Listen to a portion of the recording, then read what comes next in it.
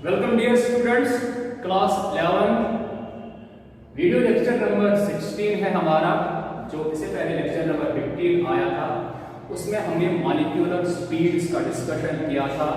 Three velocities के बारे में, most probable velocity, root mean square velocity, average velocity के बारे में हमने डिस्कशन किया था। उनकी इक्वेशंस हमने बनाए थे लेक्चर नंबर 15 में। उन्हीं का डिस्कशन आज इस लेक्चर में हम कंटिन्यू करेंगे। आज के लेक्चर में हम जेईई मेंस और नीट के क्वेश्चंस कराएंगे, आपको डिस्कस कर लेंगे उनका। और साथ में उससे पहले जेईई मेंस और नीट के क्वेश्चन से पहले हम उन्हीं वेलोसिटीज का थोड़ी बहुत एडिशनल इंफॉर्मेशन आपको देंगे। मॉलिक्यूलर स्पीड्स के रिलेटेड ही टॉपिक है Maxwell statistical distribution of molecular speeds. आप लोगों को इतना कंफर्म है जो हमने लेक्चर नंबर 15 में किया है, जो गैसियस मॉलिक्यूल्स होते हैं as per kinetic theory of gas, वो रैपिड रैंडम मोशन में होते हैं। उस मोशन के दौरान वो आपस में कोलाइड करते हैं और साथ साथ में वॉल्स ऑफ कंटेनर के साथ भी कोलाइड करते हैं, राइट। जो ही वो आपस में कोलाइड कर लेंगे उनसे क्या होगा, उनकी वेलोसिटीज चेंज हो सकती है। तो मतलब जो गैसियस मॉलिक्यूल्स है उनकी सेम वेलोसिटीज नहीं होती है, उनकी डिफरेंट वेलोसिटीज होती है। वो थ्री टाइप्स के होते हैं, most probable, average and root mean square velocities. Three different velocities होती है गैसियस मॉलिक्यूल्स के। अब उन्हीं का डिस्कशन करने जा रहे हैं हम आज। Maxwell statistical distribution of molecular speeds के साथ। देखो इससे पहले स्टैटिस्टिकल का मतलब क्या है। इसका मतलब आप लोगों को देखो, गैसियस मॉलिक्यूल्स एक सिंगल कंटेनर में बिलियंस में होती है, मिलियंस में होते हैं। अब एक सिंगल गैस मॉलिक्यूल का बिहेवियर जानना, उसकी क्या वेलोसिटी हो सकती है, उसके मोशन किस डायरेक्शन में हो सकती है, तो ये तो प्रैक्टिकली इम्पॉसिबल तो नहीं है, बट प्रैक्टिकली इम्पॉसिबल हो सकता है, राइट। मतलब इम्पॉसिबल के बराबर नहीं है। हम बोल सकते हैं एक सिंगल गैस मॉलिक्यूल का बिहेवियर जानना, वो हम इम्पॉसिबल के बराबर बोल सकते हैं, बट इम्पॉसिबल नहीं है। तो अब इसीलिए स्टैटिस्टिकल डिस्ट्रीब्यूशन आ गया। स्टैटिस्टिकल का मतलब स्टडी इन कंबाइंड मैनर। इसमें स्टडी इन कंबाइंड मैनर,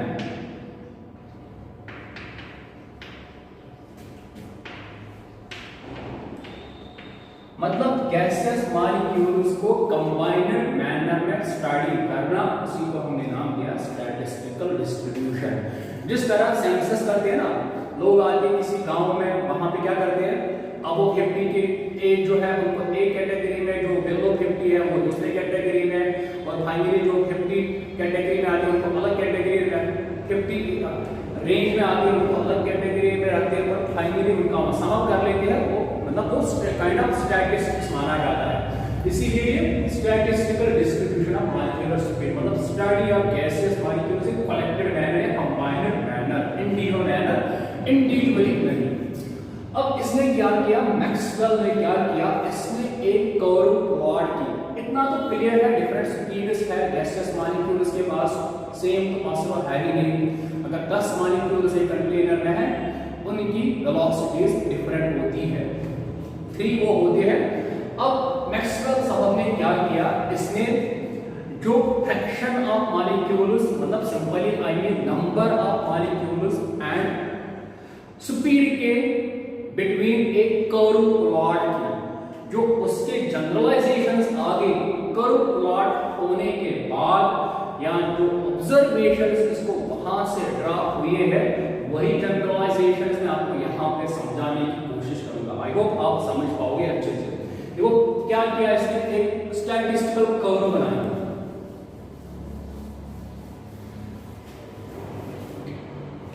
समझ लेना,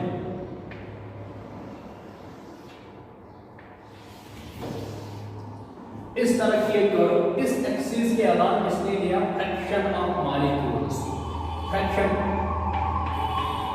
ऑफ मॉलिक्यूल्स, एफ को एम में लिखा हूं, अब अपने आप फ्रैक्शन ऑफ मॉलिक्यूल्स लिखते हैं इस एक्सिस के अलावा। इसको हम लिखते हैं मैथमेटिकली ऐसे dn by n, dn by n या डेल्टा n by n, इसका मतलब फ्रैक्शन ऑफ मॉलिक्यूल्स। इस एक्सिस के अलावा स्पीड ली। अब यहां से जो कर्व प्लॉट हुई है वो कर्व इंपॉर्टेंट है। देखो कर्व किस तरह की प्लॉट हुई, bell shaped curve, bell shaped curve. अब ये बेल लिखी हुई घंटी जो टेम्पल्स में होती है, बेल शेप्ड कर्व प्लॉट है।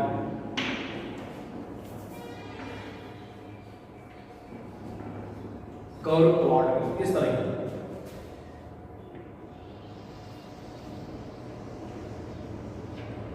इस तरह की curve plot, bell shaped curve, समझ लीजिए।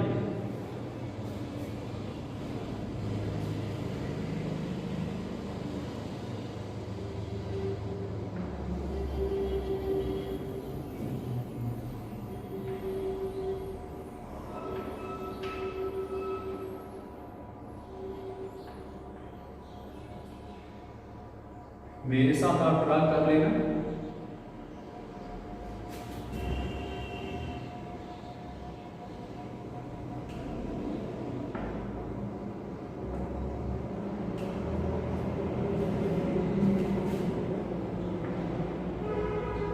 देखो ये कर्व प्लॉट हुई, क्या आपको लग रहा है ये बेल शेप्ड है ना, घंटी जैसी, इसलिए इसका नाम पड़ गया bell shaped curve. Probability curve भी इसका नाम है, प्रोबेबिलिटी कर्व।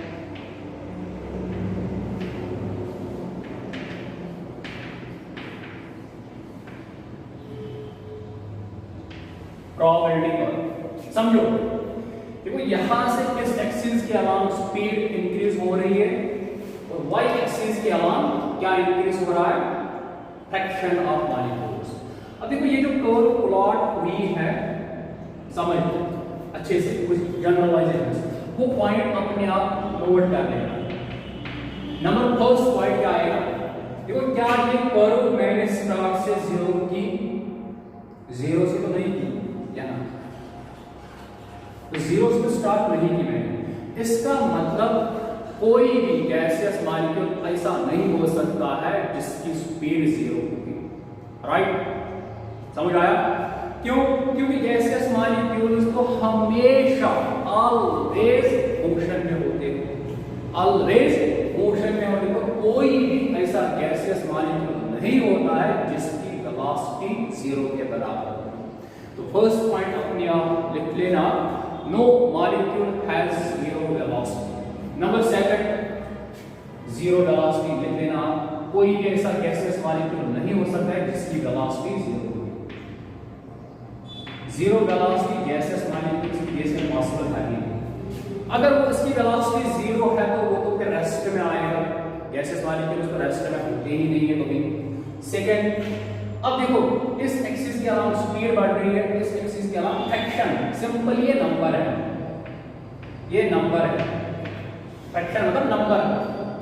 जैसे कि समझाया था 10 में से 6 मॉलिक्यूल्स 3 मीटर पर सेकंड से जा रहे हैं, 2 मॉलिक्यूल्स 2 मीटर पर सेकंड से जा रहे हैं, 2 मॉलिक्यूल्स 5 मीटर पर सेकंड से जा रहे हैं, मतलब 2 मॉलिक्यूल्स आउट ऑफ 10 में से 5 मीटर पर सेकंड स्पीड से जा रहे हैं, मतलब उनका फ्रैक्शन 2 है आउट ऑफ 10, उनका नंबर 2 है आउट ऑफ 10। इसी तरह अगर 5 molecules 100 metre per second speed से जाएंगे आउट ऑफ 10 में से, इसका मतलब 5 उनका नंबर है जो 100 मीटर पर सेकंड स्पीड के साथ जा रहे हैं आउट ऑफ 10 मॉलिक्यूल्स में से, वो उनका नंबर बन गया। इसलिए मैंने यहां से बोला नंबर, काइंड ऑफ नंबर है। अब देखो इंपॉर्टेंट कुछ पॉइंट्स, एक कोई भी मॉलिक्यूल ऐसा नहीं हो सकता है जिसकी वेलोसिटी जीरो के बराबर। नंबर सेकंड पॉइंट, ये इस कर्व से इंफॉर्मेशन मिल रही है, ऑब्जर्वेशन जनरलाइजेशन यहां से मिल रही है, बेल शेप्ड कर्व से। ये इस कर्व की क्या है, पीक,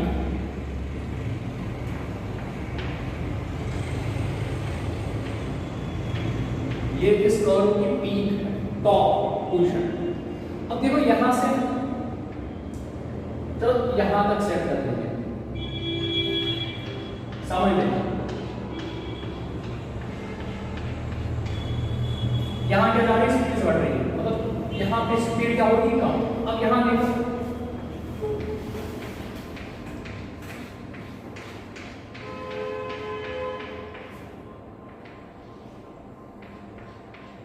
समझ लेना अच्छे से, ये कुछ मैंने पहले शेड किया, मतलब ये यहाँ पे स्पीड ये है, उनका फ्रैक्शन ये रहा, समझ लेना अच्छे से, इनका फ्रैक्शन ये रहा।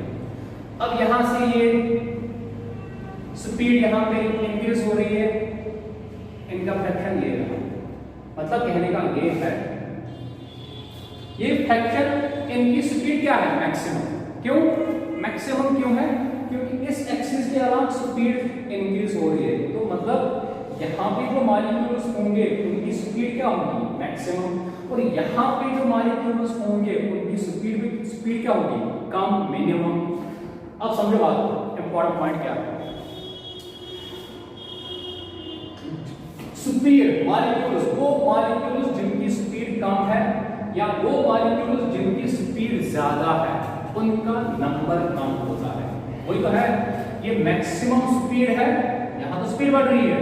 अब देखो, अगर स्पीड हुई है तो फ्रैक्शन कम है, मतलब नंबर कम है।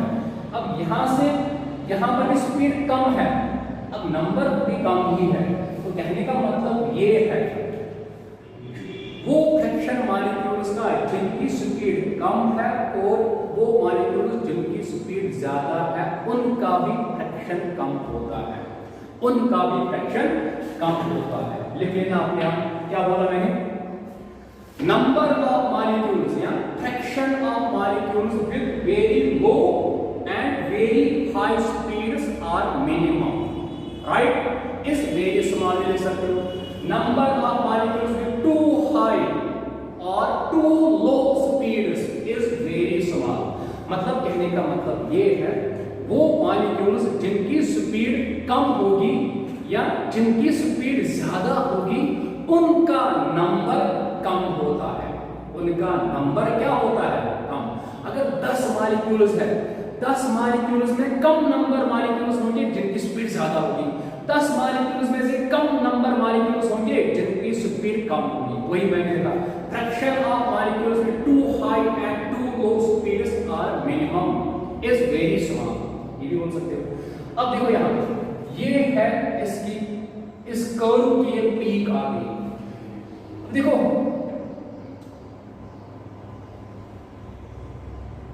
इंपॉर्टेंट ये स्पीड, यहां से क्या हो रहा है, ये स्पीड, मतलब ये तो एक स्पीड होगी ना, एक speed, the speed corresponds to the peak of curve, वो स्पीड जो कॉरस्पॉन्ड कर रही पीक ऑफ कर्व के साथ, उसको हम बोलते हैं मोस्ट प्रोबेबल वेलोसिटी। इंपॉर्टेंट ये VMP,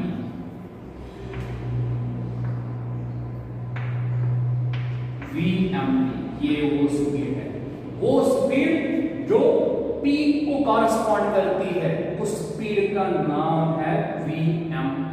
ऐसा क्यों, क्योंकि कल मैंने बोला था, चलो आगे समझाएंगे। ये देखो यहां पे ये पीक है, अब इसके अकॉर्डिंग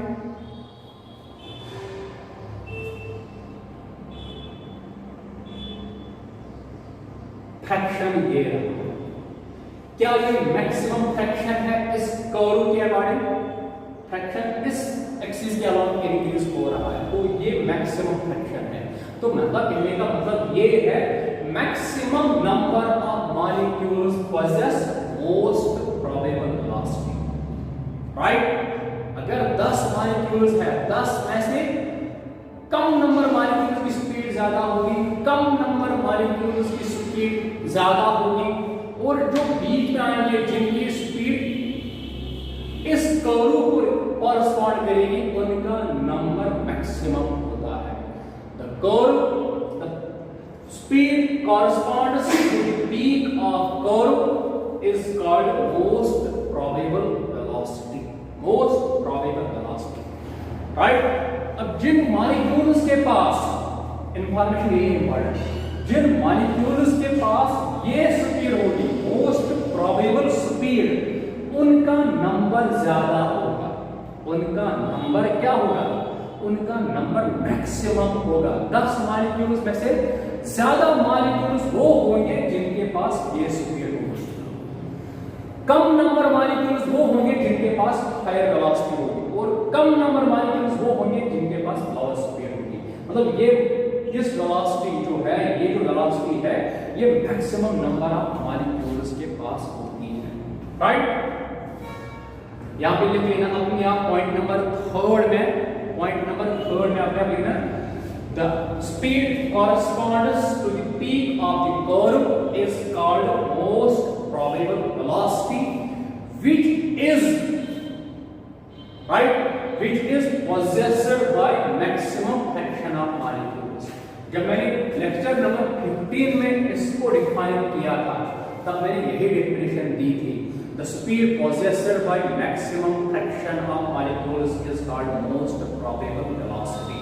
तो वही तो यहाँ से ग्राफिकली भी वही चीज कन्फर्म हुई, ये पीक पे मोस्ट प्रोबेबल वेलोसिटी, अब उसके अकॉर्डिंग देखो वो मैक्सिमम फ्रैक्शन ऑफ मॉलिक्यूल्स के पास होगी। पॉइंट नंबर 3 अपने आप लिख लेना, the speed corresponds to the peak of the bell shaped curve या probability curve is called most probable velocity which is possessed by maximum fraction of molecules. वो अपने आप लिख लेना।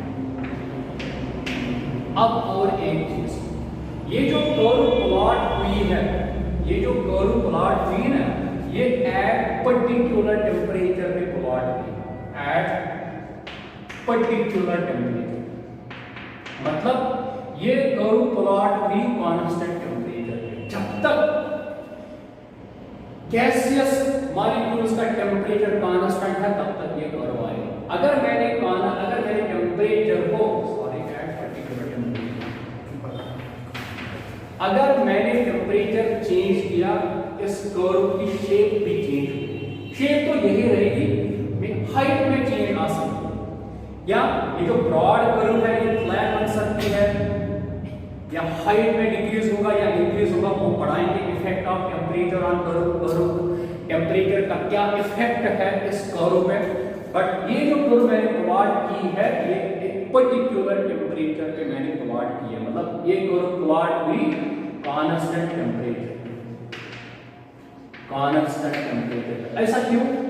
क्योंकि कल मैंने बोला था, सॉरी लेक्चर नंबर 15 में 3 velocities, average, most probable and VRMS, सारे प्रोपोर्शनल होती है टेम्परेचर के, सारे प्रोपोर्शनल है टेम्परेचर के प्रोपोर्शनल। अगर टेम्परेचर चेंज करेंगे तो सारी वेलोसिटीज भी चेंज होंगे ना, इतना क्लियर। अब देखो आगे, ये मैक्सिमम ये है वो मॉलिक्यूल्स जिनकी स्पीड मैक्सिमम है, उनका नंबर भी कम है। ये वो फ्रैक्शन मॉलिक्यूल्स का जिनकी स्पीड कम है, उनका नंबर भी कम। अब जो ये है मैक्सिमम फ्रैक्शन ऑफ मॉलिक्यूल्स जिनकी स्पीड मोस्ट प्रोबेबल है, उनका नंबर भी ज्यादा है, गैसेस मिक्सचर है, उनका नंबर ज्यादा है। अब देखो ये जो एरिया है कर्व के अंदर, ये एरिया समझ लो, ये जो एरिया है under the curve, it represents number of molecules. अपने आप लिख लीजिए point number 4, area under the curve represents number of molecules, right. जो इस कर्व के अंडर एरिया है वो रिप्रेजेंट करता है किसके? नंबर ऑफ मॉलिक्यूल्स को वो रिप्रेजेंट करता है। Area under the curve represents number of molecules. अब देखो, अब अगर मैं आपसे एक क्वेश्चन पूछ लूं, ये और एक वेलोसिटी है, चलो यहां तो क्लियर है, ये तो मोस्ट प्रोबेबल है, मोस्ट प्रोबेबल स्पीड ये है।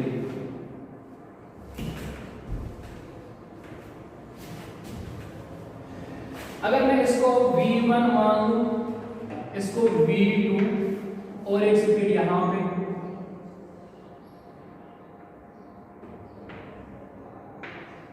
ये v3 में कंसीडर करना। आप मुझे बताइए इस कर्व के अकॉर्डिंग v3 ज्यादा है क्योंकि स्पीड है, इस एक्सिस के यहां क्या हो रहा है? Speed increase. v3 greater than v2 greater than v1। अब मेरा आपसे ये क्वेश्चन है, आप मुझे बताइए ये v3 जो है ये कौन सी वेलोसिटी हो सकती है?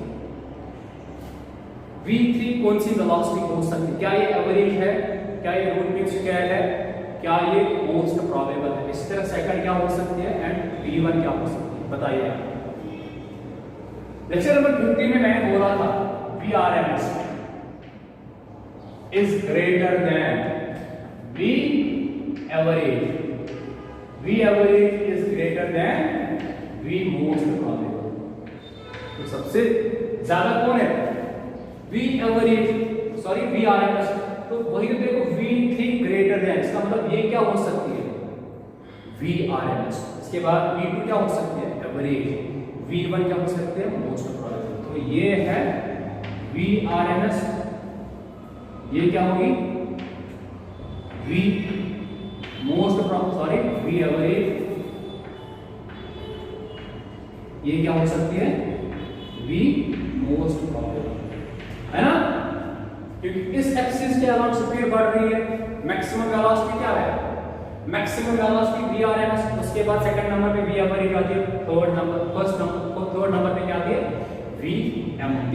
तो ये Vrms, ये V एवरेज और ये क्या होगी? V most probable. अब समझो बात,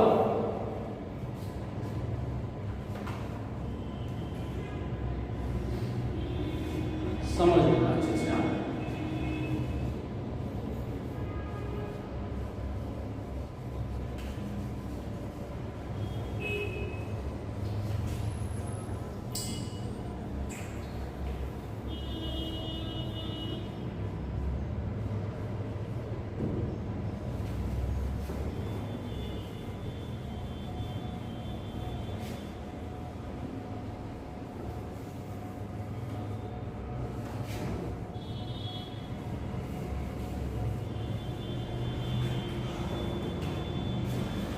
देखो फिर से यही बना रहा हूं,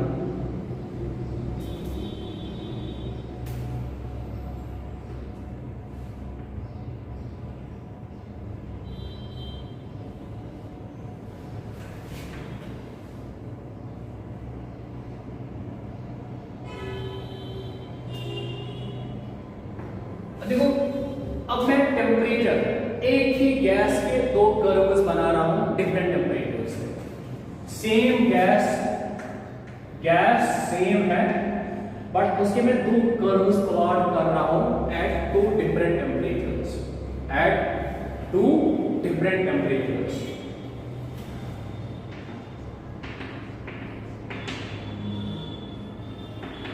समझ लेना पॉइंट अच्छे से। मतलब ये कहने का मतलब है टेम्परेचर का क्या इफेक्ट है इस कर्व पे। देखो टेम्परेचर, अगर ये कर्व मैंने प्लॉट की है T1 पे, टेम्परेचर T1 पे, अब दूसरी कर्व में सेम गैस की प्लॉट करने जा रहा हूं एट टेम्परेचर T2। समझ लो कंडीशन मैं यहीं से आपको दे रहा हूं, T2 जो है वो ग्रेटर देन T1, ये कंडीशन मैं आपको यहीं से दे रहा हूं, T2 greater than T1। T1 पे ये कर्व प्लॉट हुई फर्स्ट टेम्परेचर पे, सेकंड टेम्परेचर पे इस तरह की कर्व प्लॉट हुई।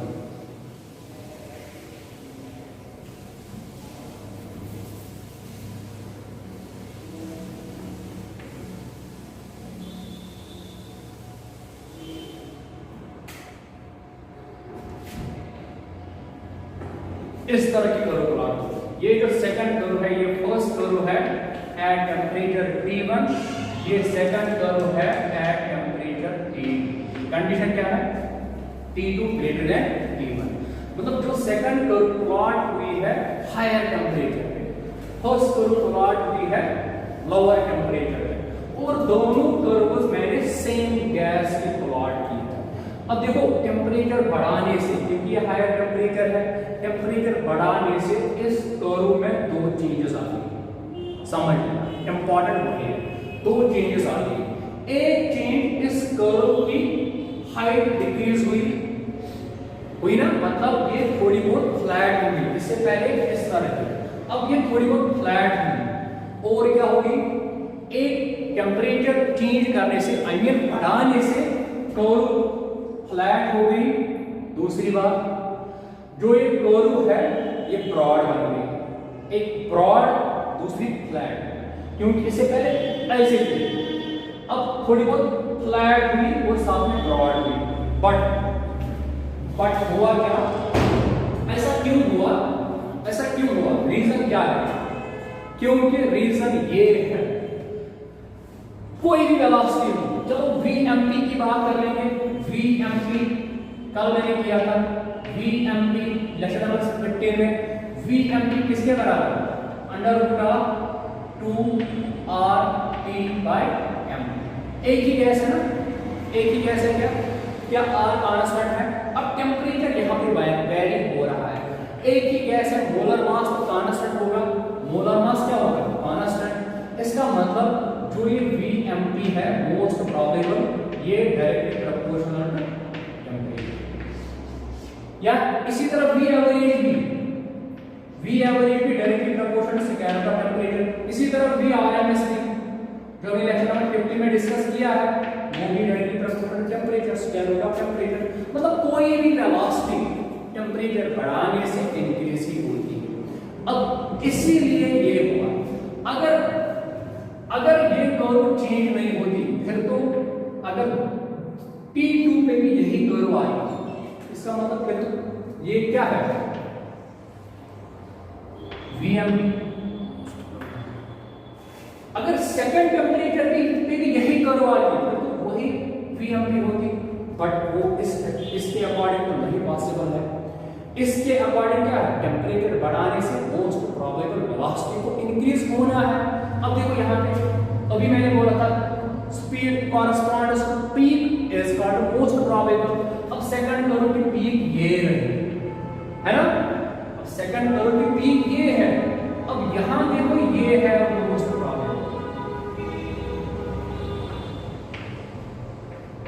इस एक्सिस के अलावा क्या हो रहा है, स्पीड बढ़ रही है,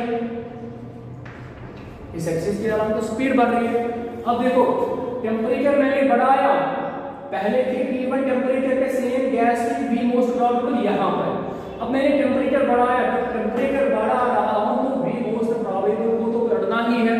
अब वो इंक्रीज हुई, यहाँ पे पहुंच गई, बट साथ साथ में और एक चीज भी आ गई इस कर्व में। इससे पहले मोस्ट प्रोबेबल ये थी, उनका फ्रैक्शन ये था मैक्सिमम। अब क्या मैंने टेम्परेचर इंक्रीज किया, क्योंकि कंडीशन ये है T2 ग्रेटर देन T1, ये हायर टेम्परेचर पे कर्व प्लॉट हुई सेम गैस की।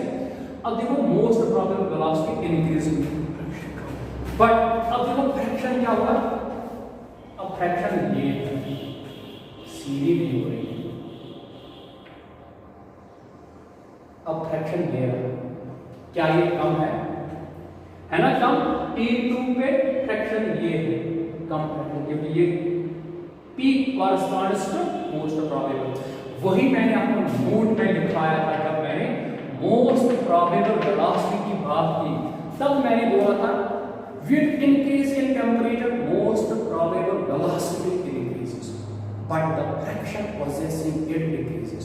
अब देखो temperature T2 greater than T1, जब मैंने T1 पे कर्व प्लॉट की तब मोस्ट प्रोबेबल वेलोसिटी ये थी, और हायर टेम्परेचर पे मोस्ट प्रोबेबल वेलोसिटी बढ़ गई। इसको मान लो V डैश, क्या vmp डैश ग्रेटर देन है vmp से, है ना, सीधी बात। इस साइड तो इस एक्सिस के अलावा तो मोस्ट प्रोबेबल वेलोसिटी बढ़ रही है, या कोई भी वेलोसिटी बढ़ रही है। अब दूसरी बात, बट जब ये मोस्ट प्रोबेबल वेलोसिटी इंक्रीज हुई है, फ्रैक्शन डिक्रीज हुआ, फ्रैक्शन डिक्रीज हुआ। यही हुआ टेम्परेचर बढ़ाने से।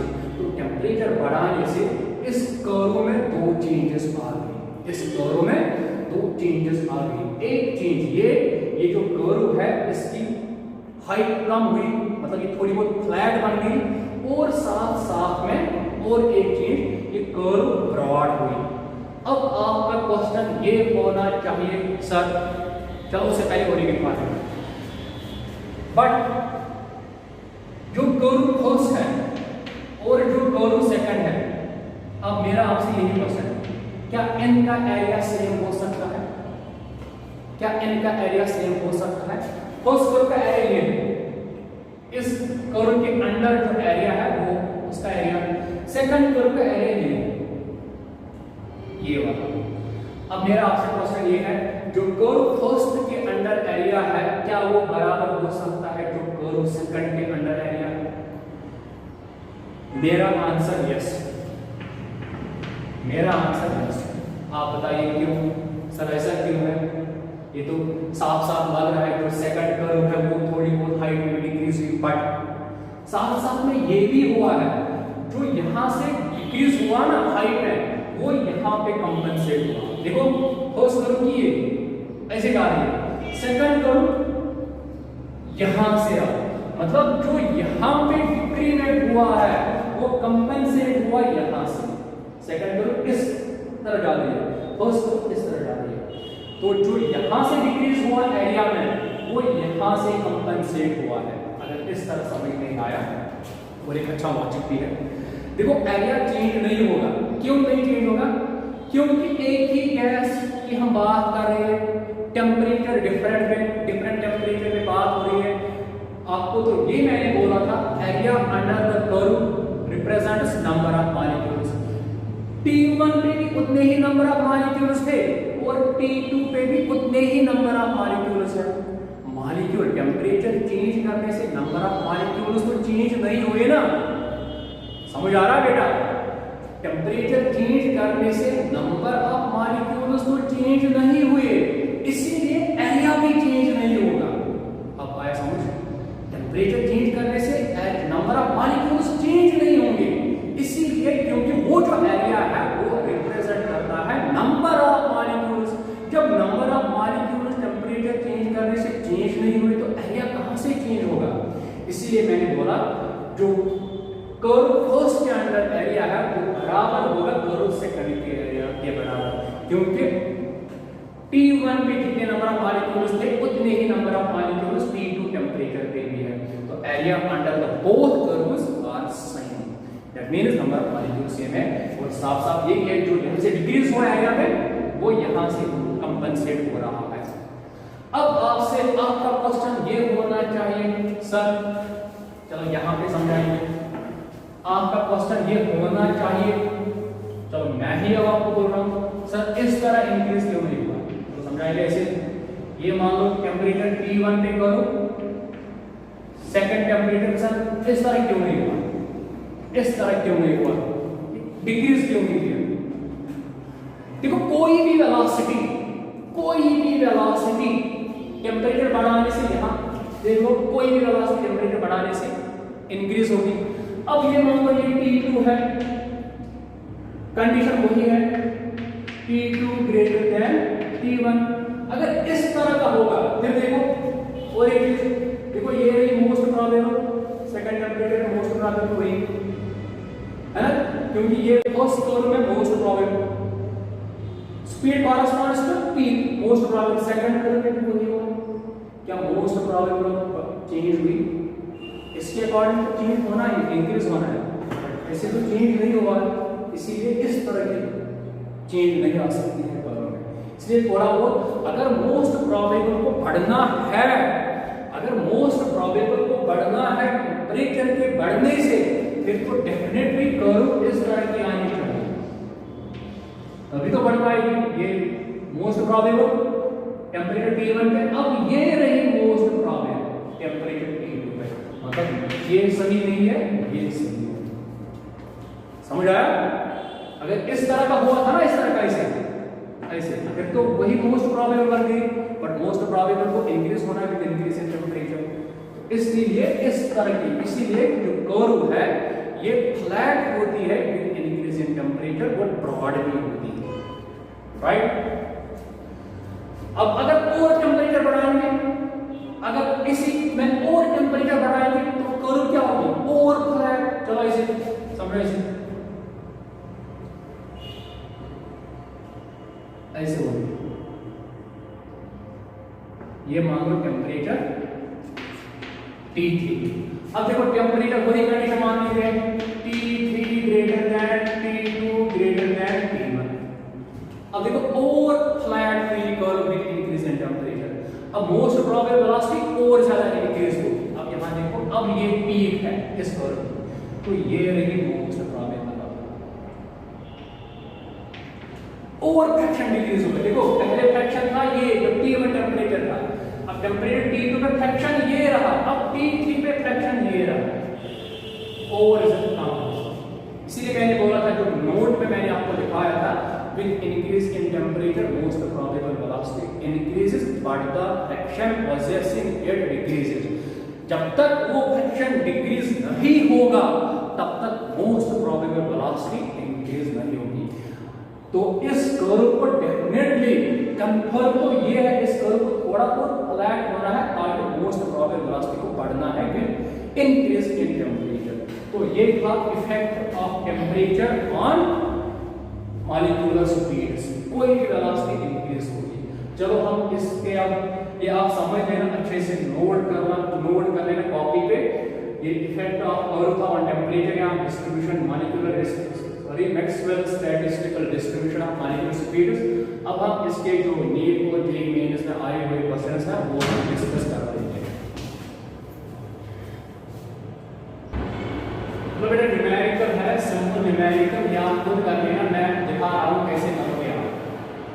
सिंपल न्यूमेरिकल है, फाइंड VRMS की average V most probable of N2 at 27 degree centigrade. देखो VRMS खुद कर लेना बेटा, किसके बराबर होता है 3RT बाय सब कुछ गिवन है। ठीक, तो R का मतलब 8.314, T मतलब टेम्परेचर इन केल्विन, यहाँ पे डिग्री सेंटीग्रेड है, 273 ऐड करो ये 300 बन जाएगा। M मतलब मोलर मास, मोलर मास मैंने बोला था किसमें रखोगे kg में, तो ये N2 का मोलर मास कितना है 28। अब kg में रखोगे N2 पे क्या करोगे 10 to the power -3, तो नीचे रखोगे 28 × 10 to the power -3, square root कर लो, अपने आप आंसर आएगा। इसी तरह क्या निकालना है VMT किसके बराबर है 2RT/m, सारे वैल्यूज पुट करो आंसर आएगा। इसी तरह V एवरेज किसके बराबर 8/RT/π, वैल्यू पुट करो, टेम्परेचर दिया हुआ है 300 केल्विन और मोलर मास की जगह ये रखोगे, सारे वैल्यूज पुट करो, स्क्वायर रूट डालो तो आंसर आएगा। तो ये आपके लिए होमवर्क है, कमेंट सेक्शन में खाते का आंसर बताना, तो आपने आप कर लेना। चलो बेटा एक और अच्छा क्वेश्चन है, सिंपल ही है, तो मैं इसको हिंट दे रहा हूं, आप खुद कर लेना। क्या करना है, calculate the average and VMT। आपका मॉलिक्यूलर N2 है STP, STP कंडीशन है। STP का मतलब टेम्परेचर कितना है 0 डिग्री सेंटीग्रेड, वही केल्विन स्केल में 273 केल्विन। अब दूसरा क्या है P कितना होगा 1 atm। अब N2 है, N2 के लिए मोलर मास कितना है, वैसे मोलर मास की जरूरत नहीं पड़ेगी यहाँ पे, लेकिन हाँ कितना है 28 kg में रखना है। क्या करोगे N2 पे क्या करोगे -10⁻³ बन गया kg। अब निकालना क्या है V एवरेज किसके बराबर होता है बताया था, एंटर के साथ प्रेशर बोले। चलो वही रखो यार 8RT/π m। अब RT की जगह क्या लिखेंगे, RT की जगह लिखेंगे PV, तो 8PV/πm, वैल्यू पुट करो आंसर आएगा। 8P की जगह 1 atm, V की जगह क्या लिखोगे, V कहां गया, हाँ V तो फाइंड करना, बट फाइंड क्या करना बिल्कुल नहीं करना। V STP पे एक मोल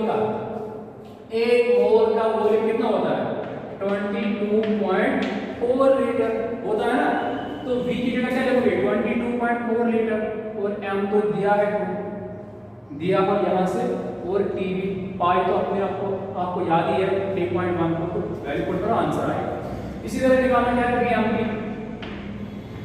खुद कर लेना। VMT किसके बराबर 2RT, अब क्या लिखेंगे 2PV/m, देख सकते हैं ना 2PV/m, इंटरवल प्रेशर वॉल्यूम मैंने समझाया है।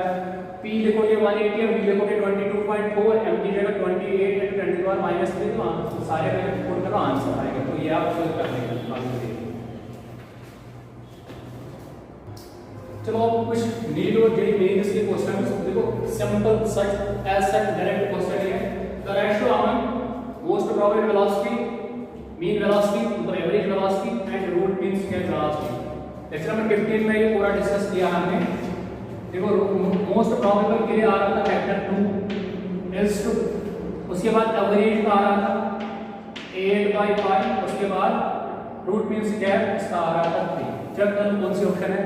या लेक्चर नंबर अगर यहाँ पर कंफ्यूजन हुआ, लेक्चर नंबर 15 पे जाना है। Root 2 is to root 8/5 is to root 3, root 2 is to root 8/5 is to root 3। Option B इसका राइट आंसर। सीधा डायरेक्ट क्वेश्चन ये है, लेक्चर नंबर 15 देखो अच्छे से, कुछ भी नहीं करना है। चलो बेटा, और एक ये नीट का क्वेश्चन है, सिंपल क्वेश्चन है। Root mean square velocity of a gas molecule is proportional to, ये रहे options. Root mean square velocity किसके प्रोपोर्शनल है? देखो root mean square velocity VRMS हमने किया है किसके बराबर? √3RT/। अब इसने m एक्सप्रेस किया, कैपिटल M को एक्सप्रेस किया स्मॉल m, वही किया m। समझो 3 भी कांस्टेंट, R भी कांस्टेंट, क्या कहने का मतलब ये है ना, अब इसने m की रिलेशन में देखा है। इसको हम ऐसे लिख सकते हैं v, इसको छोड़ दो क्योंकि इनकी बात वही हो रही है ऑप्शन के अकॉर्डिंग। क्या ऐसे लिख सकते हैं, ये तो वही है ना, inversely proportional to square root of m। इनकी बात वही हो रही है, तो क्या करना है, कुछ भी नहीं। अब देखो VRMS स्क्वायर रूट का वैल्यू क्या होता है 1/2, क्या ऐसे लिख सकते हैं m⁻1/2। क्या ये कोई ऑप्शन है? 1/m⁻1/2 कोई भी नहीं है, मतलब इंटर थोड़ी बहुत चेंज करनी है। इसको ऐसे भी लिख सकते हैं VRMS। अब इसको ऊपर ले जाएंगे तो पावर क्या होगा माइनस में, m⁻−1/2। ठीक है, इसका मतलब इनवर्सली प्रोपोर्शनल टू 1/2 का मतलब स्क्वायर रूट, n माइनस का मतलब inverse relation, inversely proportional to square root of molar mass. Option number सीधे ऑप्शन नंबर सी, m⁻−1/2 इसका ऐसा डायरेक्ट आंसर है। चलो बेटा, ये भी एक और क्वेश्चन है नीट का, सिंपल क्वेश्चन है, कुछ भी नहीं करना है, डरो मत, ऑप्शन से देखो। The VRMS at STP, root mean square velocity STP पे इन गैसेस की, for the gases H2 N2 and O2 and HBr are in the order, मतलब ऑर्डर बताना है। देखो क्या क्या गैस है, H2 N2 O2 and HBr। चलो पहले चेक कर लो VRMS, समझो क्वेश्चन को सॉल्व करो, ऑप्शन पे मत जाओ, यहां देखो VRMS किसके बराबर 3RT/m। क्या सारे गैस से STP पे है ना, STP पे सारे गैस मतलब टेंपरेचर सबका सेम ही है। R तो यूनिवर्सल गैस कांस्टेंट। अब रिजल्ट कहां से आएंगे, मोलर मास। इसका मतलब जो VRMS है वो inversely proportional to square root of molar mass of product. अब देखिए डायरेक्ट इसको मोलर मास, मतलब जिस गैस का मोलर मास ज्यादा होगा उसकी VRMS कम होगी। इसके अकॉर्डिंग स्क्वायर रूट भी यहां पे है, डरो मत। अब समझो H2 का मोलर मास कितना है 2, नाइट्रोजन का 28, ऑक्सीजन का 32, HBr ब्रोमीन का 80 होता है, 80 + 1 81। अब सबसे ज्यादा मोलर मास किसका है HBr, तो ऐसे लिखेंगे ना molar mass of HBr is greater than, उसके बाद O2 का molar mass of O2 is greater than molar mass of N2 is greater than molar mass of H2। तो इसका अब ये मोलर मास का ऑर्डर आ गया, सबसे मोलर मास कम इसका है, तो इसकी रूट मीन स्क्वायर वेलोसिटी सबसे ज्यादा होगी। तो रूट मीन स्क्वायर वेलोसिटी का ऑर्डर क्या आएगा, रूट मीन स्क्वायर वेलोसिटी का ऑर्डर क्या आएगा इसका, ऐसे मतलब ऐसे कर लो H2 यहां पे आएगा, N2 यहां पे आएगा, O2 यहां पे आएगा, HBr। क्यों, जिसका मोलर मास सबसे ज्यादा होगा उसकी रूट मीन स्क्वायर वेलोसिटी सबसे कम। और जिसका कम मोलर मास होगा उसकी रूट स्क्वायर वेलोसिटी सबसे ज्यादा होगी। तो ये आता है। अब ऑप्शन नंबर 2 H2N2O2 HBr है ये H2N2O2 HBr वही तो है H2N2O2 HBr H2N2O2 HBr option number B इसका राइट आंसर। कुछ भी नहीं करना है, रिलेशन लिख लो, नोट कर लो। चलो बेटा एक और डायरेक्ट क्वेश्चन ये है AIEEE 2005 का क्वेश्चन, जब AIEEE हुआ करता था। ये डायरेक्ट क्वेश्चन है which one of the following statements is not true। से क्या पूछा गया, कौन सा सही नहीं है। about the effect of an increase in temperature, इसी लेक्चर में पढ़ाया on the distribution of molecular speed in a gas, temperature बढ़ाने से जो वो कर्व प्लॉट होती है उस पे क्या इफेक्ट होगा। नंबर फर्स्ट क्वेश्चन आज का ही लेक्चर में डिस्कस किया। The most probable speed increases, ये तो मैंने बताया था, मोस्ट प्रोबेबल स्पीड इंक्रीज होती है टेंपरेचर बढ़ाने से। ये तो सही हमें पूछा गया कौन सा सही नहीं है। The fraction of the molecules with the most probable speed increases, क्या ये सही है। नोट याद करना, जब मैंने बोला था with increase in temperature most probable speed increases, fraction क्या होता था, फ्रैक्शन डिक्रीज हो रहा था। अब यहां पे क्या लिखा है इसमें, the fraction of the molecules with the most probable speed increases, fraction को डिक्रीज होना है, तो यही तो है आंसर। क्यों, टेंपरेचर बढ़ाने से मोस्ट प्रोबेबल स्पीड तो बढ़ रही है बट उनका फ्रैक्शन डिक्रीज होता है, इसलिए क्या लिखा है यहाँ पे, इंक्रीजेस। चलो आंसर आ गया, यही तो रॉन्ग है। और एक ऑप्शन क्या करेगा, डिस्ट्रीब्यूशन बिकम्स ब्रॉड, वही तो बोला मैंने, कर्व क्या बनती है, ब्रॉड, टेंपरेचर बढ़ाने से। The area under the distribution curve remains the same, वो भी मैंने बोला है, टेंपरेचर बढ़ाओ area under the curve is same, क्योंकि नंबर ऑफ मॉलिक्यूल सेम होते हैं। मतलब ये भी सही, ये भी सही, ये भी सही, ये गलत है, तो इसका आंसर यही है, क्योंकि पूछा कौन सा गलत है। ऑप्शन नंबर बी इसका राइट आंसर। चलो बेटा और एक अच्छा क्वेश्चन है ये, देखो क्वेश्चन क्या है, RMS root mean square velocity of CO2 at temperature T is x centimetre per second. और आपसे पूछा गया किस टेंपरेचर पे RMS वेलोसिटी नाइट्रस ऑक्साइड की 4x बन जाएगी। कुछ भी नहीं करना, बस प्रेजेंस ऑफ माइंड रखो। देखो अगर आप इस क्वेश्चन को अच्छे से देखोगे ना, कार्बन डाइऑक्साइड का बताइए मोलर मास क्या होता है, कार्बन डाइऑक्साइड का मोलर मास 44 है ना, 44। नाइट्रस ऑक्साइड की फार्मूला होती है M2। अगर आप इसका मोलर मास चेक करोगे ना, इसका मोलर मास 28 प्लस 16 वो भी 44 ही है, तो इनका मोलर मास सेम है। अब इसकी बात करो, इसकी बात करो तो हार्डली मैटर्स, क्योंकि मोलर मास क्या है, सेम। अब देखो CO2, अगर CO2 की टेंपरेचर T पे RMS क्या है, x, क्या वही इसके बराबर ही होगी। क्यों, क्योंकि इसका मोलर मास है 44, इसका VRMS है किसके बराबर, किसके बराबर, square root of 3RT/m। m molar mass, दोनों का मोलर मास सेम है। अब नाइट जो कार्बन डाइऑक्साइड की टेंपरेचर T पे RMS वेलोसिटी है, क्या उस टेंपरेचर पे, उसी टेंपरेचर पे नाइट्रोजन मोनोऑक्साइड की, नाइट्रस ऑक्साइड की RMS वही होगी, क्योंकि मोलर मास दोनों का सेम है। लिखेंगे ना, since molar mass of CO2 is equal to molar mass of NO, therefore जो इसकी इस टेंपरेचर पे रूट मीन स्क्वायर वेलोसिटी है वो उसकी भी होगी। चलो एक बार देखें, क्या वो क्या है, x किसके बराबर होगी, VRMS है ना, x से दिया है टेंपरेचर T पे वो x है। अब मैंने इसकी जगह क्या लिखा, x, वो किसके बराबर है, 3RT/m।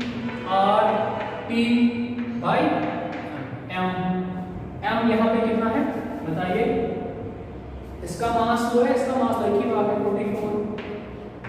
m पे मैंने बोला इसको कन्वर्ट करोगे kg में, क्या लिखोगे 10 to the power -3, इसको आप फर्स्ट मानो। अब आपसे पूछा गया ये कब, ये किस टेंपरेचर पे बनेगी, at what temperature the root mean square velocity of nitrous oxide. यहां पे इसने क्वेश्चन की लैंग्वेज चेंज की। अगर वो यहाँ पे CO2 ही रख लेता कोई फर्क नहीं, क्योंकि इसका और इसका मास सेम ही है। अब इसने ऐसी कॉम्प्लिकेशन ये क्रिएट की, इसकी जगह आप ये रखना, मास तो सेम ही है, ये रखो यहाँ पे, ये रखो यहाँ पे, या दोनों जगह एक रखो, कोई फर्क नहीं है।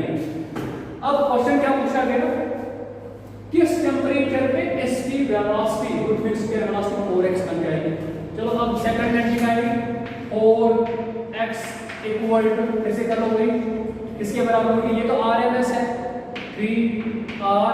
अब वही टेम्परेचर निकालना, उसको मैं T डैश से रिप्रेजेंट कर रहा हूँ, T डैश को मुझे निकालना है भाई, M वही है, इसका भी वही मास, इसका भी वही मास, एक ही ले लो 44 into 10 की पावर -3, ये इक्वेशन सेकंड।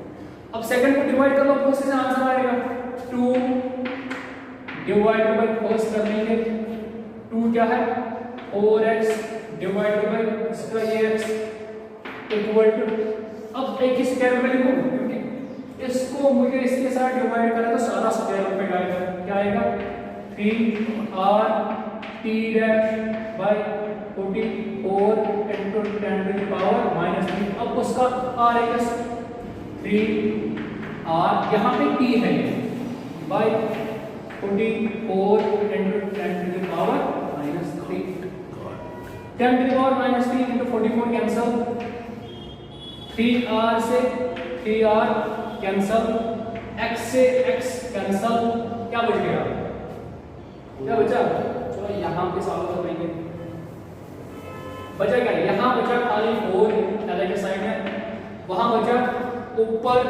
t डैश नीचे t, स्क्वायर रूट ऑफ, और स्क्वायर रूट में t डैश बाय t, ये निकालना है।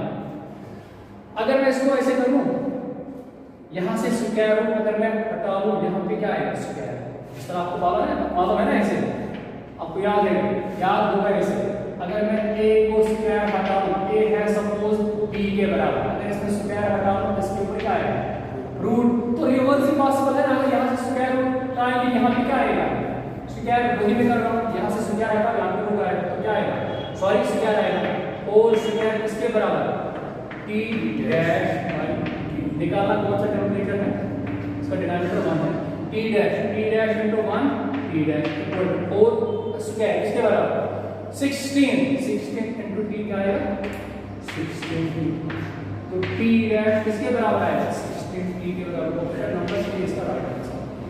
तो रूट का कोई चीज है,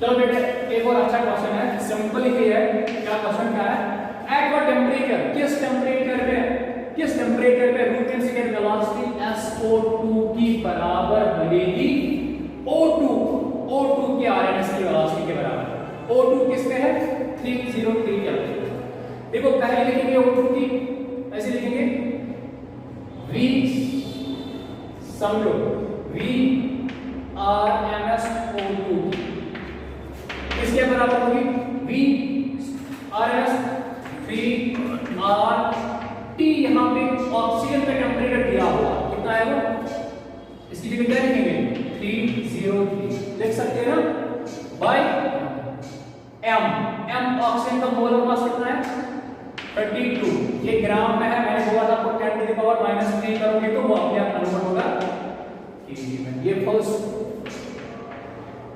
अब इसी तरह SO2 की बात करो, VRMS SO2 की बात करो, क्या आएगा वो 3R एंड पे, उसका टेम्परेचर तो निकालना है, एट व्हाट टेम्परेचर, उसका टेम्परेचर क्या हो सकता है जब उसकी RMS वेलोसिटी इसके बराबर बनेगी, उसको तो ऐसा ही रखेंगे, बाय नीचे रखेंगे मोलर मास ऑफ SO2 का मोलर मास 32 64 एंड पे लेंगे 10 टू द पावर -3 केजी में होगा।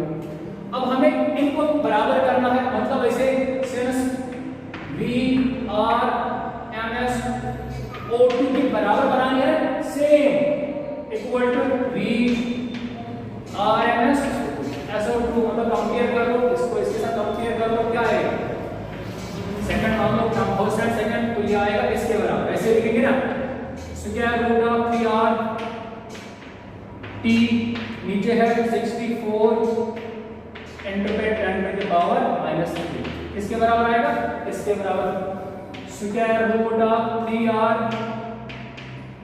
इंटू पे है 303 नीचे 32 इंटू 10 टू द पावर -3। देखो स्क्वायर रूट से स्क्वायर रूट कैंसिल होगा, क्योंकि स्क्वायर रूट का मतलब यहाँ पे पावर 1/2, यहाँ पर भी पावर क्या है 1/2, तो कैंसिल आउट होगा। और साथ में 3r goes 10 to the power -3 10 to the power -3 goes बस खत्म है। बचा क्या यहाँ पे t बाय 64, उस साइड क्या बचा 303 बाय 32 निकालना t है, तो t किसके बराबर आएगा 303, ये जाएगा मल्टीपल इनटू पे 64 नीचे ये है 32 132 264 सिंपल में कर लो 236 200 236। तो यस टेंपरेचर का इसकी स्पीड सेम हो गया है दैट आप 606 का ऑप्शन नंबर 606 का option number B is the right answer. इतना easy.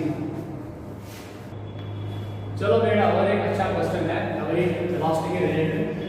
If the average velocity of n2 की average velocity 0.3 metre per second 27 degree centigrade है, then the velocity of 0.6 metre per second will take place at, मतलब ये velocity इस molecule की किस temperature पे है एवरेज वेलोसिटी।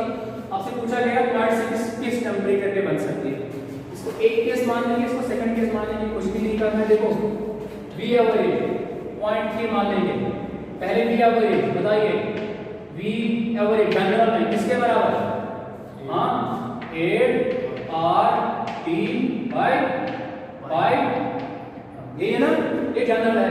अब v एवरेज इसने दी है कितनी 0.3 लिखेंगे, 0.3 किसके बराबर है 8r, टेंपरेचर दिया हुआ है 27 डिग्री सेंटीग्रेड, क्या पता सेकंड में कितना हो सकता है 27 प्लस 273 300 लिखेंगे 300 बाय पाई एंटर m। सब इसको m में कैंसिल आउट होगा बाद में, क्योंकि उसी गैस की बात हो रही है ना।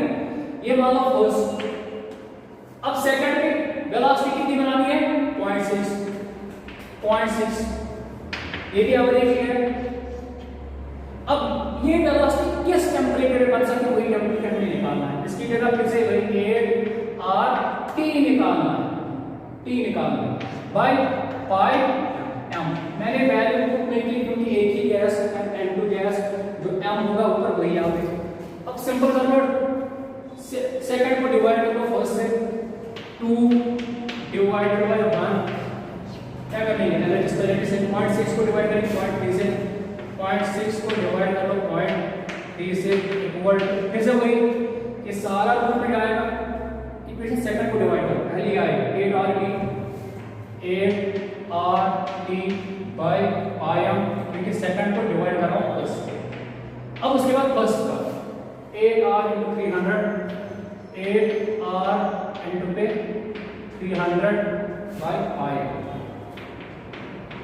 अब देखो यहां देखो आप एक ठंडा याद रखो, पॉइंट के बाद अगर नंबर ऑफ प्लेसेस अगर नंबर ऑफ डिजिट सेम है ना, पॉइंट के बाद कितने डिजिट है, एक पॉइंट के बाद कितने डिजिट्स, तो वो पॉइंट कैंसिल होता है अपने आप। इस फंडे को हमें क्या आता है, अगर पॉइंट के बाद नंबर ऑफ डिजिट सेम है तो पॉइंट कैंसिल होगा। तो ये बचा खाली 6/3, 3 1s are 3 2s are 2 आएगा। या अगर किसी को कंप्यूटर ने कैलकुलेटर चेक कर लो, ऐसे कर लो 0.6/0.3 देखिए ना 3 है आएगा, सॉरी 2 आएगा इक्वल। अब यहां देखो 8r से 8r कैंसिल होगा, पाई m से पाई m गोस, अब बचा क्या, ऊपर बचा स्क्वायर रूट में t और नीचे क्या बचा 300, राइट। अब फिर से वही फंडा, यहां से स्क्वायर रूट हटाओ, यहां पे क्या आएगा स्क्वायर, तो मतलब बचा t/300 इसके बराबर, यहां से स्क्वायर अब आएगा 2 स्क्वायर मतलब 4, तो आएगा 4 into 300 0 0 गया 1200 केल्विन पे। 1200 केल्विन को लिख करना है ऑप्शन नंबर डी इसका राइट आंसर। चलिए नोट कर लेना। तो बेटा एक और अच्छा क्वेश्चन है, ये मेन इसका क्वेश्चन है। क्या है question? The good mean square velocity of one mole of a monoatomic gas having molar mass, जिसका मोलर मास m है, उसमें root mean square velocity u और ms कंसीडर की। आपसे पूछा गया relation between average kinetic energy और root mean क्या है? Relation between average kinetic energy की, जिसको क्वेश्चन में रिप्रेजेंट किया E से, मतलब रिलेशन निकालनी है काइनेटिक एनर्जी, जो उसको E से रिप्रेजेंट किया, एंड u और ms मतलब रूट मीन स्क्वायर वेलोसिटी की क्या रिलेशन है। सिंपल क्वेश्चन ये है, कुछ भी नहीं करना है, बस करो। देखो काइनेटिक एनर्जी किसके बराबर होती है? 1/2 क्लास 9th में आप 1/2 mv स्क्वायर होती है ना। अब काइनेटिक एनर्जी से रिप्रेजेंट कर लो क्वेश्चन के अकॉर्डिंग, इक्वल टू 1/2 m। अब ये जो v है इसको v आ रहा है, मतलब मान लेते हैं रूट मीन स्क्वायर वेलोसिटी, क्योंकि रिलेशन तो निकालनी है। इसको क्या मान लेंगे? रूट मीन स्क्वायर वेलोसिटी, जिसको क्वेश्चन में मेंशन किया वो u r m s। अब यहां पे लिखेंगे u r m s का स्क्वायर प्लस खत्म करो। अब यहां देखो ये क्या है, इसके साथ मल्टीपल, मतलब 2e इसके बराबर m u r m s का स्क्वायर। अब u r m s का स्क्वायर किसके बराबर आएगा? u r m s का स्क्वायर किसके बराबर आएगा? m जाएगा डिवाइड, तो 2e by m। m उसने कैपिटल m से रिप्रेजेंट किया, capital m, sorry capital m जहां पर भी ये है कैपिटल m। और यहां से स्क्वायर हटा, वहां से रूट आएगा, तो u r m s equal to square root of 2e by capital m। Option ढूंढो, square root of 2e by m, square root of 2e by m, square root of 2e by m। Option number C इसका right answer. अब मे भी exam में इस तरह से दे सकता है ऑप्शन, इसकी जगह ये भी कर सकता है 2e by m। अब इसका क्या आएगा? स्क्वायर रूट हटा, इसका क्या आएगा? पावर। मे भी एग्जामिनर ये भी ऑप्शन दे सकता है, इसकी जगह ये भी पॉसिबिलिटी दे सकता है 2e by m पावर 1/2, क्योंकि स्क्वायर का मतलब 1/2 का पावर है। तो इस तरह से क्वेश्चन में सॉल्व किया, सी ऑप्शन आ रही है। चलो बेटा एक और क्वेश्चन है, ये नीट 2011 का क्वेश्चन है, नीट 2011 2011 कुछ नहीं है, बच्चों ने सीखे। At by what factor does the average velocity of a gaseous molecule increases when the temperature is doubled? अगर आप टेम्परेचर को डबल कर दोगे, बताना है किस फैक्टर से एवरेज वेलोसिटी इंक्रीज होगी। सीधे देखो v एवरेज, क्या क्वेश्चन आते हैं में v एवरेज किसके बराबर? a r t by pi. कहने का मतलब ये है, क्या v average directly proportional to temperature? बाकी छोड़ दो, हमें निकालना क्या है? टेम्परेचर और v एवरेज के रिलेशन, बाकी छोड़ दो, किसी काम के आएंगे। क्या v एवरेज ऐसे लिख सकते हैं? Directly proportional to square root of temperature, इनका छोड़ दो, काम आएंगे। अब देखो ये इक्वेशन कब आ गई? जब मैंने टेम्परेचर को कुछ नहीं किया। अगर मैं आप टेम्परेचर को डबल कर रहा हूं, T को क्या कर रहा हूं? डबल, तो क्या होगा? V एवरेज डायरेक्टली प्रोपोर्शनल, मतलब डबल का मतलब T को 2T बनाना है, 2T। अब देखो साथ में ये भी है ART by पाई m, तो मैंने कॉन्स्टेंट पे छोड़ दिया। अब क्या आ गया? स्क्वायर रूट में 2 आ गया। अब बहुत सारे बच्चे ये करेंगे, बहुत सारे, मुझे इतनी एश्योरेंस है, बहुत सारे बच्चे इसको क्या करेंगे? डबल होगी, मतलब 2 से डाउन, मतलब बहुत सारे बच्चे ये आंसर बनाएंगे। ये आंसर नहीं है, क्योंकि ये जो 2 आ गई स्क्वायर रूट में आ गया। इसको ऐसे लिख सकते ना, स्क्वायर रूट 2 का क्या मतलब है? 1.4 है ना, स्क्वायर रूट का मतलब 1, स्क्वायर रूट का मतलब 1.4, तो 1.4 आगे मल्टीप्लाई तो क्या आएगी v एवरेज, इसकी जगह क्या लिखेंगे स्क्वायर रूट बाहर तो आएगा 1.4 अंडर रूट पे t है। देखो ये इनिशियल थी जब मैंने टेम्परेचर को कुछ नहीं किया, अब टेम्परेचर को 2t बनाया तो मल्टीपल क्या आ गया, यहां पर भी है 8RT/πm, यहां पर भी वही 8RT/πm, बट मल्टीपल क्या आ गया 1.4 फैक्टर से इंक्रीज होगी, 1.4 से वो इंक्रीज होगी। जबकि बहुत सारे बच्चे इसको ये आंसर मार्क कर रहे हैं, डबल नहीं होगी क्योंकि 2 स्क्वायर रूट में आ गया, स्क्वायर रूट 2 का मतलब 1.4, तो इसका आंसर 1.4 के फैक्टर से इंक्रीज होगी टेम्परेचर डबल करने से। नोट कर लो। चलो बेटा एक और क्वेश्चन है, ये है IIT 2001 का क्वेश्चन, जब IIT हुआ करता था। देखो कुछ भी नहीं है, सिंपल क्वेश्चन, ऐसा ही डायरेक्ट क्वेश्चन ही है। The RMS velocity of an ideal gas at constant pressure varies with density dx। जब मैंने वो किया था, आपको याद होगा, डेंसिटी को एक्सप्रेस किया था in terms of density, sorry RMS velocity को मैंने एक्सप्रेस किया था इन टर्म्स ऑफ डेंसिटी, तब VRMS क्या आ रहा है ऐसे 3, देख लो चेक कर लो लेक्चर नंबर 15 एंड पे ये रिलेशन है, एंड पे 3p/d देख लेना, यही है।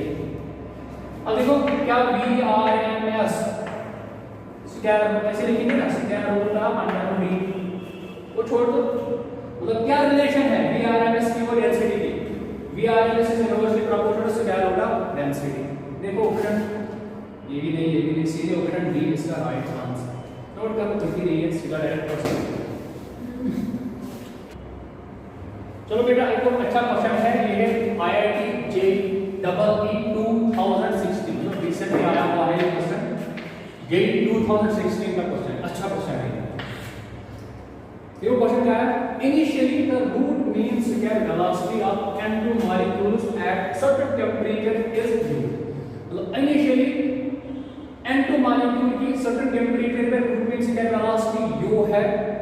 चलो u इफ दिस टेम्परेचर, अगर हम उस टेम्परेचर को डबल कर लेंगे, टेम्परेचर डबल करने से जो नाइट्रोजन मॉलिक्यूल्स होते हैं वो all the nitrogen molecules dissociate into nitrogen atom, मतलब N2 टेम्परेचर डबल करने से N2 जो है वो डिसोसिएट होता है नाइट्रोजन एटम्स में, राइट, यही इंफॉर्मेशन इंपॉर्टेंट है। टेम्परेचर डबल करने से all the nitrogen molecules dissociate into nitrogen atoms. आपसे पूछा गया then the new RMS velocity will be. चलो इनिशियली क्या है u, u किसके बराबर होगी बताइए, root mean square velocity 3RT temperature by m, nitrogen का मॉलिक्यूलर मास कितना है 28, लिखेंगे 28 एंटर 10 to the power -2 कर लीजिए kg में कन्वर्ट, ये मान लो फर्स्ट। अब उसके बाद टेम्परेचर डबल कर लो, मतलब टेम्परेचर को 2t करना है, तब बताना है नई वेलोसिटी क्या हो सकती है। चलो मैं उसको मैं v से रिप्रेजेंट करता हूं, सपोज करेंगे जो नई वेलोसिटी है नई RMS उसको मैं v से रिप्रेजेंट कर रहा हूं। v कब आएगी जब 3 तो 3 है और टेम्परेचर को डबल करना है, किसको डबल करना है, टेम्परेचर को डबल करना मतलब 2t बनाना है इसको 2t। नीचे अब कंडीशन यहां पे है, नीचे क्या लिखेंगे मोलर मास, इक्वेशन तो ये है 3RT/m, बट यहां पे m कुछ अलग है क्योंकि ये वो कंडीशन है, ये मैंने इनिशियली दिया। अब ये सेकंड कब है v कब, जब टेम्परेचर को मैंने डबल किया उस समय क्या हुआ, नाइट्रोजन मॉलिक्यूल डिसोसिएट हुए नाइट्रोजन एटम्स में। अब मोलर मास इसका लेंगे, नाइट्रोजन एटम का मोलर मास कितना है, नाइट्रोजन मॉलिक्यूल का 28, एक सिंगल एटम का मोलर मास कितना है 14, तो यहां पे हम 14 कर लेंगे। यही है इस क्वेश्चन की ब्यूटी, एंटर में बाकी वही रहेगा 10 to the power -3। अब ये सेकंड हमें ये निकालिए, ये कितनी इंक्रीज हो सकती है, डिवाइडिंग 2 डिवाइडेड बाय 1 कर लेंगे, क्या आएगा v को v बाय u ये इनिशियली है इक्वल डिवाइड करना है ना, कैसे करेंगे सीधे वही a की स्क्वायर रूट में 3r2t, क्योंकि सेकंड को डिवाइड करेंगे फर्स्ट से 3r2t, नीचे उसका 14 into 10 to the power -3 whole divide first का 3rt by 28 into 10 to the power -3। Cancel क्या क्या होगा, 3r से 3r कैंसिल, t से t भी कैंसिल होगा ना, 10 to the power -3 से 10 to the power -3 कैंसिल, बचा क्या, ये नई वेलोसिटी है अपन initial velocity root mean square velocity है, यहां बचा 2 स्क्वायर रूट में 2, नीचे बचा ऐसे, समझो बात को, ऐसे कर लेंगे, ऊपर 2 नीचे उसका 14, अब क्या ये उल्टा जाएगा ऐसे 1/28, ऊपर क्या जाएगा 28/1, बचाना ऐसे ही, नीचे 28 ऊपर जाएगा 14 1 14 2, क्या आ गया, क्या कर लेंगे v by u equal 2 2 4 square root of 4, बताइए स्क्वायर रूट ऑफ 4 किसके बराबर है, 2 के बराबर, तो v by u किसके बराबर 2 के बराबर। अब हमें v निकालनी है, कितनी इंक्रीज होगी, तो ये जाएगा इसके साथ v इक्वल 2u, बेटा ये दिखाई दे रहा है, v इक्वल 2u, 2u मतलब सीधे डॉक्टर होंगे ऑप्शन नंबर 2u, इसका option number A answer, right answer है। चलो बेटा इस लेक्चर को हम यहीं पे एंड कर लेंगे, हर एक क्वेश्चन अच्छे से देख लेना, वॉच कर लेना, अगर कहीं पर भी आपको कंफ्यूजन हुआ तो अकॉर्डिंगली कॉल कर लेना, मेरे नंबर पे सबके पास होगा अवेलेबल। इस लेक्चर में इतना ही, अब मिलेंगे इंशाल्लाह ईद के बाद विद नए टॉपिक के साथ, kinetic theory of gas. Till then thank you very much.